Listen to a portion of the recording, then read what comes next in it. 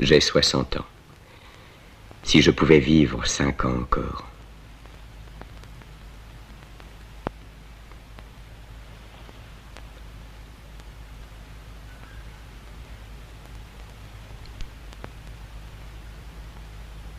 Je veux me réveiller. Je n'y arrive pas. La plupart du temps, je ne sais pas où je suis. Mais il m'arrive aussi de me croire autre part. J'ai l'impression que je vais mourir si je ne me réveille pas sur le champ. À Uskudar, dans la maison au bord de la mer, je m'asseyais dans mon lit. Et le cœur serré, j'écoutais âner les bateaux à moteur, battant la nuit, qui s'en allaient dans un voyage sans début et sans fin.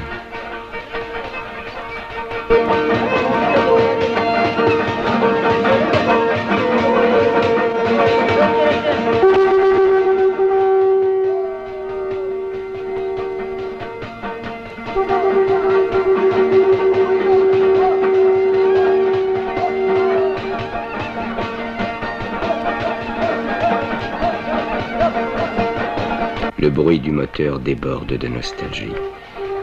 Il vous appelle quelque part, très loin. À Uskudar, devant la maison, les eaux du Bosphore ont une autre voix, plus douce, plus secrète.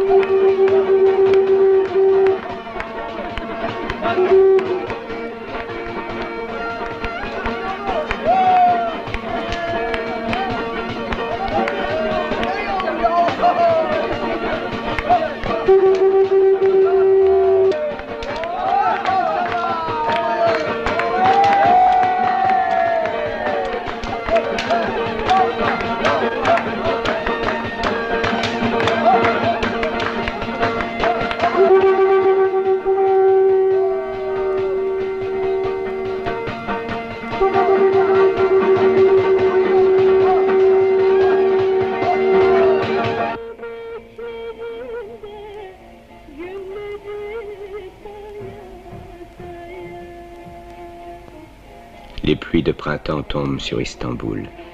Elles sont tièdes à présent.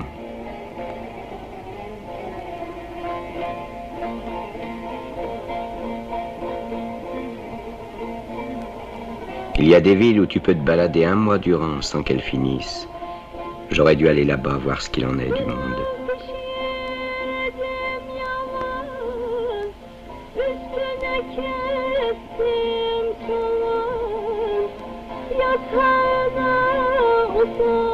Qu'est-ce qu'il y en a des usines à Istanbul?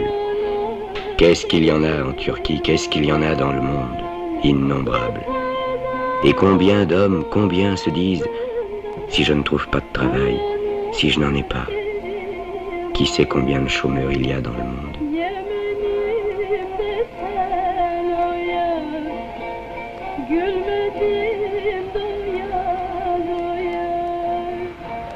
Les pluies de printemps pleuvent sur les coupoles de la grande mosquée, sur les capuchons des minarets, sur la corne d'or, sur les chalands.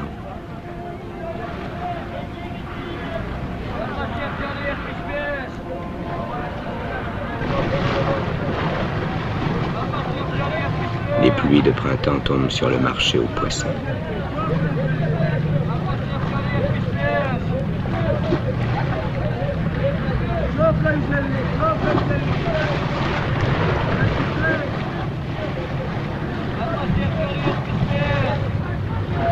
Les pluies de printemps pleuvent sur le pont de Galata.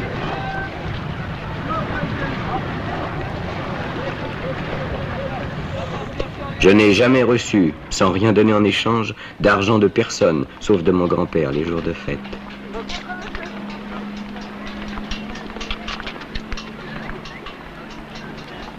Les gens qui passent ne nous regardent même pas.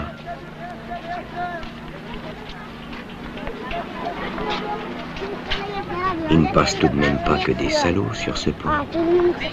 Tu crois qu'on est camelot de père en fils chez nous, dans la famille? T'es un aristocrate, mon vieux, un fils de pacha.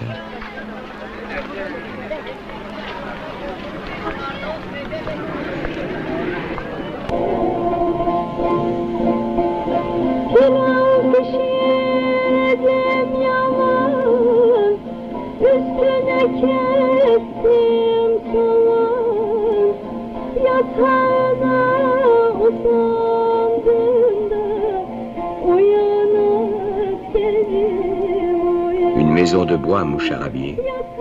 Une bise tiède gonfle les rideaux de tulle. La maison est silencieuse. À un virage quelque part, une voiture grince.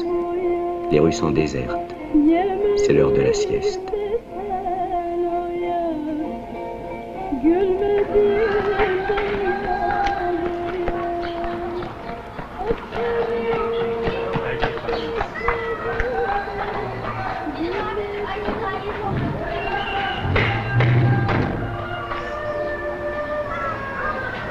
Entre les maisons noircies, aux fenêtres ensaillies pour la plupart, rampe la rue tortueuse, étroite, toute seule.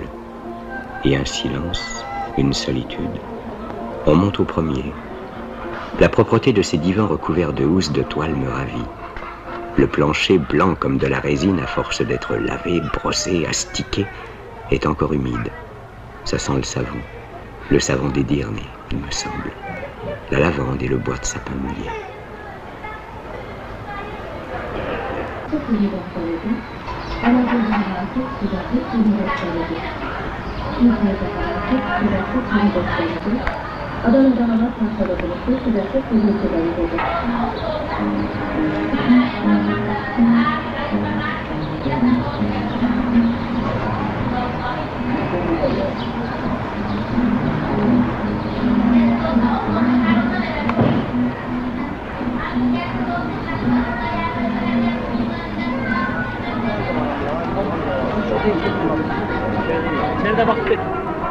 Je n'ai pas encore appris qu'il est un métier consistant à soupçonner tout le monde, que l'on ait pour cela des raisons ou non.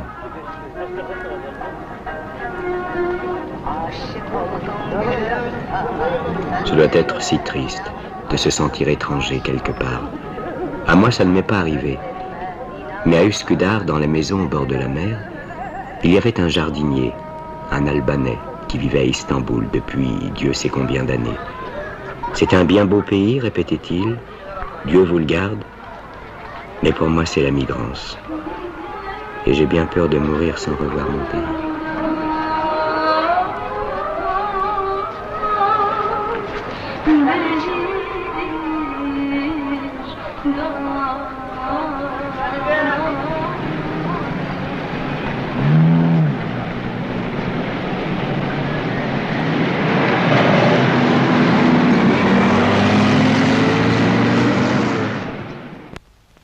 Maître Galip est célèbre pour les drôles de choses auxquelles il pense.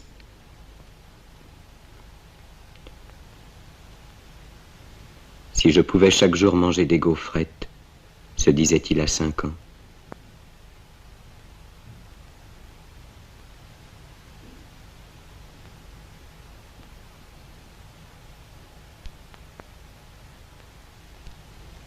Si j'allais à l'école, se disait-il à 10 ans. Si je pouvais sortir avant la prière du soir de la boutique de coutelier de mon paternel, se disait-il à 11 ans. Si j'avais des souliers jaunes, si les filles me regardaient, se disait-il à 15 ans. Pourquoi mon père a-t-il fermé la boutique? L'usine, c'est bien différent de la boutique, se dit-il à 16 ans. Est-ce qu'ils vont augmenter ma paye? Se dit-il à 20 ans. Mon père est mort à 50 ans. Est-ce que je vais mourir si tôt, moi aussi? Se dit-il quand il avait 21 ans.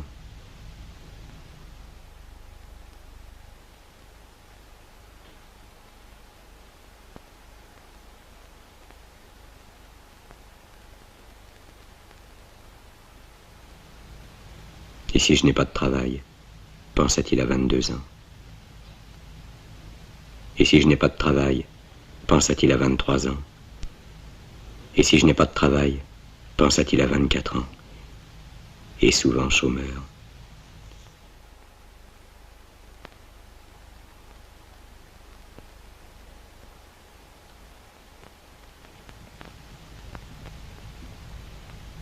Jusqu'à l'âge de 50 ans, il se dit, et si je ne trouve pas de travail? À 51 ans, il se dit, j'ai vieilli. J'ai vécu 1 an de plus que mon père. Et maintenant, il a 52 ans. Il est chômeur. Et en ce moment, il s'est laissé prendre par la plus bizarre des idées. À quelle heure vais-je mourir? Est-ce que j'aurai une couverture sur moi quand je mourrai?